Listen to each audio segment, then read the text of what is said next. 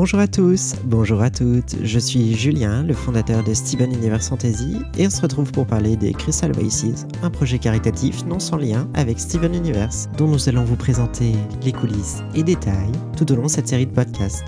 J'accueillerai ainsi compositeurs, traducteurs, comédiens de doublage, sound designers, bref, tous les acteurs du projet. C'est parti! Et avec moi aujourd'hui, donc, Quentin et Elliot. Bonjour Quentin, bonjour Elliot. Salut. Salut. Comme la dernière fois, dans un premier temps, présentez-vous s'il vous plaît, Quentin, à toi l'honneur. Moi je suis sound designer et compositeur. Je travaille avec Julien et l'association Realms of Fantasy depuis maintenant plus de 2 ans, presque 3, pour divers projets audio qui comportent soit musique, soit sound design, c'est-à-dire le travail du son et des effets sonores en fait. Donc j'ai autant un travail de création musicale ou sonore que de technicien pur et dur, à savoir mixer, monter et arranger tout ce qui touche au son pour l'association. Et toi donc, Elliot? Et moi je tiens un studio à Grenoble, un studio d'enregistrement, et donc je suis ingé son professionnel. Donc moi j'enregistre vraiment tout, des groupes dans tous les styles différents. Et donc dans le cadre de ce projet-là, du voice acting ou ce genre de choses. Et à côté de ça, je suis aussi musicien, donc à la fois dans des projets, on va dire, qui touchent pas mal au métal et au métal extrême, et à la fois dans des projets, on va dire, plus rock, plus pop et un peu tout horizon, quoi. Oui, alors nous, Elliot, on s'est connus grâce à des covers à l'héroux de The Legend of Korra et Avatar sur ta chaîne YouTube. Oui, c'est aussi un truc que je fais, c'est je joue de l'héroux. L'héroux, c'est un violon chinois traditionnel. C'est un instrument vachement bizarre. Et c'est effectivement par là que j'ai connu Julien, ouais. Et donc, dans le projet, qu'est-ce que vous faites tous les deux? Alors, moi, sur Crystal Voices, je m'occupe de la recomposition des titres, donc la retranscription et tout ça. Et puis, c'est aussi au studio à Grenoble qu'on enregistre les voix pour le projet. Et toi, Artie, alors? Alors, Artie, c'est Quentin, hein. Je l'appelle Artie parce que c'est son pseudo. Bien moi, en fait, je récupère les enregistrements en studio, c'est-à-dire qu'une fois qu'on a enregistré les voix et que Elliot a recomposé en fait la musique et associé ça à divers instruments, c'est moi qui récupère le tout pour créer le mix, donc c'est-à-dire travailler le son pour avoir quelque chose de propre et de cohérent. Et puis j'ajoute à ça en fait le sound design, c'est-à-dire les bruitages, puisque c'est avant tout ça ma formation. Je suis un professionnel dans le milieu du sound design, donc je m'occupe en fait de recréer les bruitages qui vont en fond, puisque en fait nous on repart d'un épisode, il faut le savoir, vide, c'est-à-dire qu'on ne garde que l'image, on ne garde absolument aucun son. Et quand on recrée tout de A à Z, ça implique aussi de refaire chaque détail jusqu'au moindre bruit de pas que vous pouvez voir à l'écran. Et donc ce qu'on vous propose pour aujourd'hui, c'est de reprendre un petit peu la liste des choses dans l'ordre, chronologiquement, qu'on a à faire au niveau sonore avec nos 2 spécialistes, pour que vous voyez un petit peu le travail que ça représente. Donc dans un premier temps, si j'ai bien compris, il y a un long travail d'écoute et d'analyse de l'épisode. La toute première difficulté qu'on a sur ce projet-là, c'est l'analyse et on va dire la synchronisation, parce qu'on vient se greffer sur un épisode qui est déjà fixé, qui est déjà complété, et on refait tout l'audio à partir de rien. Donc c'est sûr que dans un premier temps, on se pose, et pendant un long moment, on va retranscrire précisément, de façon synchronisée, les musiques de l'épisode. Oui, tout à fait. On s'est posé une grosse question en fait. Est-ce qu'on reproduit à l'identique ou est-ce qu'on ajoute un petit peu notre touche artistique? C'est vrai que si on avait totalement reproduit, ça aurait été un travail assez mécanique.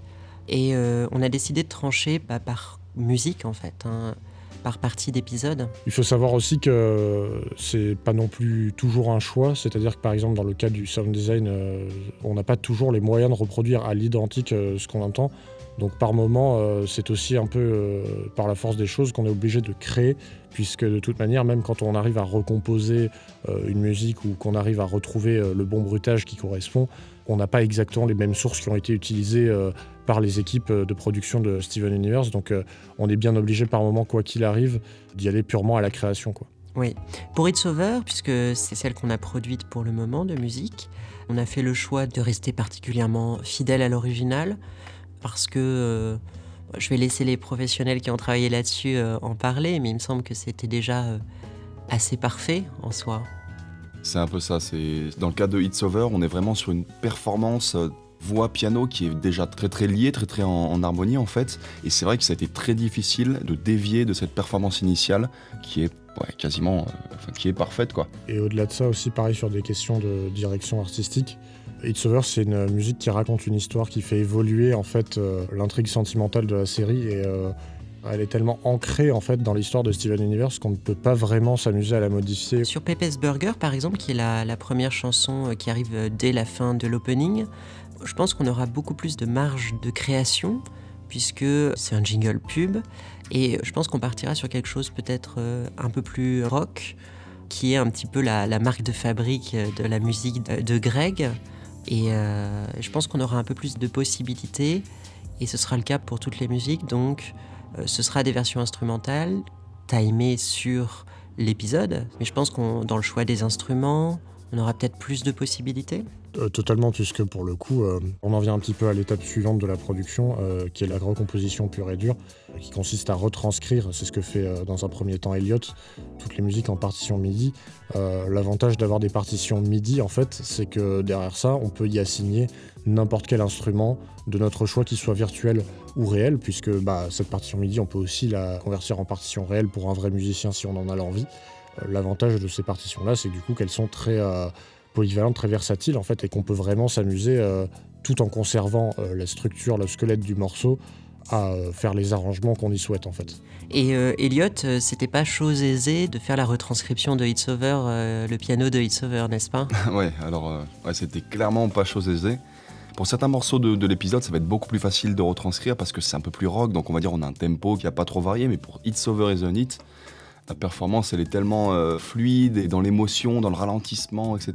que effectivement c'était vraiment pas chose aisée. Ouais. Moi je me souviens que quand je suis venu te voir au studio la veille, t'étais un peu en boucle, tu l'as chantonné tout le temps. Je crois que ça a relativement habillé tes semaines de travail. Ah ben oui, c'était le projet du moment au studio. J'en parlais un peu à tous les collègues, les musiciens. À la suite donc de ce travail de recomposition et d'arrangement, on enregistre les voix à ce moment-là. Donc on fait ça au studio à Grenoble. Qu'est-ce que tu peux nous dire, Elliot, sur l'enregistrement éventuellement des voix? Sur l'enregistrement des voix, c'était une très très belle expérience de mon côté en tout cas. C'est le genre de session studio où on n'est pas que dans le travail pur et dur, on est aussi beaucoup dans le... on est entre amis et puis c'était vraiment une belle expérience humaine. Alors après, qu'est-ce qu'on peut dire sur le tracking de voix lui-même? C'est que Alice Orsa, moi, m'a beaucoup impressionné. J'ai vu passer beaucoup de vocalistes au studio, mais j'aurais tendance à dire que Alice, elle était vraiment dans le haut du panier en termes de maîtrise et de travail. En fait, on sentait que la chanson avait été extrêmement travaillée, avec des performances très très stables, très identiques. Et d'ailleurs, petite anecdote amusante, c'est que c'était tellement bon à chaque prise, en fait, qu'en fait, avec Artie, on avait presque du mal à choisir, on va dire, entre toutes les prises qu'on avait faites, à choisir les meilleures, en fait. C'était assez ardu, ouais. Ça nous arrivait parfois, en fait, d'en écouter 3 différentes et de dire « Ah, la meilleure, c'est la 2 », et en réécoutant, on croyait que la 2, c'était la 3. Puis, en fait, il y avait tellement de stabilité entre chacune des performances que... par moment, même nous, on s'y méprenait à confondre certaines prises, quoi. Sur la note finale, elle l'a fait durer 5 fois trop longtemps, en fait, aussi, dans la version originale. And now she's gone. Le gone était pas si long, alors qu'Alice s'est laissée emporter sur un maintien de la note. Et bon, on a refait ça. Elle a fait plus courte et on a rattrapé légèrement ça au montage à la fin. À la suite de ça, on a donc la musique qui est complètement retravaillée, les voix, et généralement donc c'est là que tu interviens, Quentin. Voilà, alors moi, jusqu'à ce moment-là, j'interviens que très peu, enfin je suis un peu plus en consultant qu'autre chose, puisque c'est moi qui récupère ça derrière. Et du coup, une fois qu'on a tous ces enregistrements, tous ces arrangements de fait, on va dire, c'est là que je vais travailler donc une des étapes les plus techniques, c'est le mix en fait. Le mix, c'est quoi pour faire simple? C'est tout simplement le travail du son pur et dur, à savoir faire les niveaux et appliquer certains effets sonores pour que le rendu final donne pas l'impression d'avoir été enregistré dans une chambre, mais que ça sonne vraiment puissant et large s'il le faut, ou au contraire discret. Et sur It's Over, on a beaucoup de variations là-dessus. On a beaucoup de ce qu'on appelle de dynamique. La dynamique, c'est tout simplement des gros écarts de niveau. Voilà, il faut essayer de trouver un peu un équilibre sonore entre tout ça pour que le rendu final sonne très clean. C'est un travail un peu de longue haleine. Enfin, nous, sur It's Over, on y a passé un petit bout de temps, mine de rien. avant d'avoir une version qui nous satisfasse. Et puis une fois donc que ce mix est fait, moi je m'occupe du sound design. Et alors là c'est tout autre chose, c'est purement le bruitage et les effets sonores de l'épisode. Sur l'extrait de It's Over, il n'y en a pas énormément, mais je crois que Julien avait sorti à un moment donné une vidéo qui montrait uniquement le travail de sound design. Oui, tout à fait. Voilà, sur la chaîne de SUF, ça peut donner une petite idée de ce que je fais réellement derrière. Alors il faut savoir que sur un extrait comme ça où il y a de la musique, le sound design est très léger, puisque forcément ce qu'on veut vous faire écouter, c'est la musique, le superbe travail musical et vocal de Alice.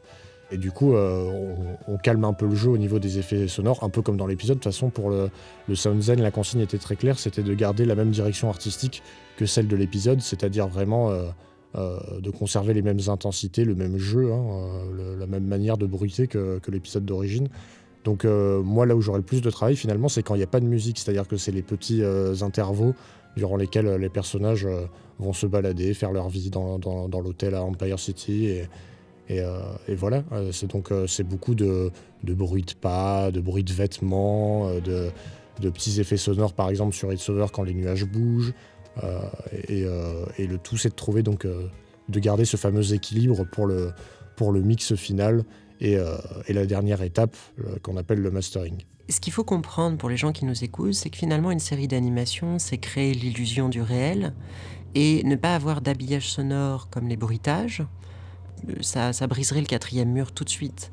C'est donc particulièrement important, même si c'est très très rarement ce qui est mis en avant. Ce qui va être mis en avant, c'est la direction artistique à l'image, mais aussi le chant, les musiques. Le sound design est essentiel, mais jamais sur le devant de la scène, très rarement. Mais on ne pouvait pas y couper. Et d'ailleurs, pour ceux que ça intéresse, il y a une petite notion sur le sound design. Il y a vraiment le sound design pur et dur qui est la création d'effets sonores. Finalement, c'est ça le vrai sound design. C'est les petits effets spéciaux, par exemple les nuages, quand Perle fait bouger les nuages ou qu'il y a une étoile filante qui passe. Ça, c'est vraiment purement du sound design. Et derrière, on a le bruitage pur et dur, souvent appelé follet. Et c'est celui-là que vous n'êtes pas censé entendre. C'est-à-dire les bruits de pas, les bruits de vêtements, les bruits du quotidien finalement. Et c'est exactement comme le disait Julien. S'ils ne sont pas là, l'illusion est brisée immédiatement. Mais quand c'est là et que c'est bien fait, vous ne vous en rendez pas compte, puisque c'est comme dans votre vie de tous les jours, quoi. Donc pour la suite du projet, on va donc, comme on l'avait dit un peu dans le podcast précédent, faire travailler les comédiens et chanteurs. Et ils vont donc venir au studio d'Eliott pendant sans doute 1 ou 2 week-ends. On n'a pas encore décidé ça, c'est en fonction de ceux qui ont pris la contrepartie pour la visite au studio, pour qu'on se cale sur leur disponibilité. Donc là, il va y avoir à nouveau un peu de challenge, puisque là, on va avoir plusieurs comédiens à enregistrer. Est-ce qu'il y a des paramètres un petit peu différents à voir suivant la voix des comédiens ? Oui, absolument. Chaque voix, elle va être vraiment unique. Pour chaque voix, en fait, il faut associer, on va dire, un micro, un préampli, un traitement. Donc effectivement, il y a un travail qui est vraiment différent pour chaque voix. Ce que je peux ajouter peut-être, c'est que donc l'affiche qu'on offre en échange de quelques contreparties sur le Ulule, donc c'est une photo du studio en question. Donc il est sur 2 étages et c'est une photo du rez-de-chaussée.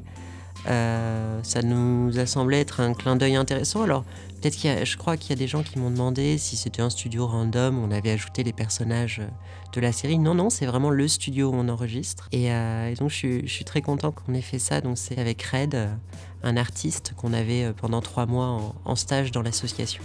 Et il a fait du super travail. Il est très très bon lui, hein. Ouais, non. On a des gens particulièrement talentueux dans l'association et ça c'est vraiment très agréable. Et dans l'ensemble, la communauté de Steven Universe est riche de talent et ça c'est très appréciable. Très bien, alors est-ce que vous voulez ajouter quelque chose au terme de ce podcast ? Pour clôturer, je pense que j'ajouterais tout simplement que ce projet, comme tous ceux sur lesquels j'essaie de m'accrocher, c'est avant tout un projet de passionné. Et que moi, c'est avant tout ça qui m'a motivé à rejoindre les rangs de l'association au départ, mais aussi de ce projet-là. C'est que c'est toujours bien plus épanouissant de travailler avec des gens qui aiment ce qu'ils font et qui s'y donnent complètement. Et moi, du coup, je m'amuse beaucoup à travailler avec ces équipes-là. Enfin, c'est vraiment des bons moments à chaque fois. Puis je pense, toi, Elliot, que ça te change un petit peu de ce que tu as l'habitude de faire, mais bon, tu t'en es sorti merveilleusement bien, donc... Ouais, pour moi, c'est le gros attrait, c'est aussi que je dirais que c'est plus difficile et plus complexe que, par exemple, enregistrer des groupes un peu locaux, etc. Et surtout, en fait, moi, je fais beaucoup de rock, de métal ou de musique un peu extrême.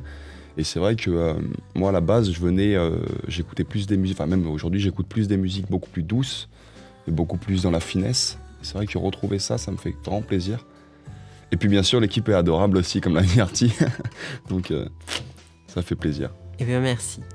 Eh bien, on va vous laisser et puis on se retrouve pour le 3e podcast en compagnie de l'intégralité des comédiens de doublage de ce projet. À très bientôt. Au revoir. Au revoir.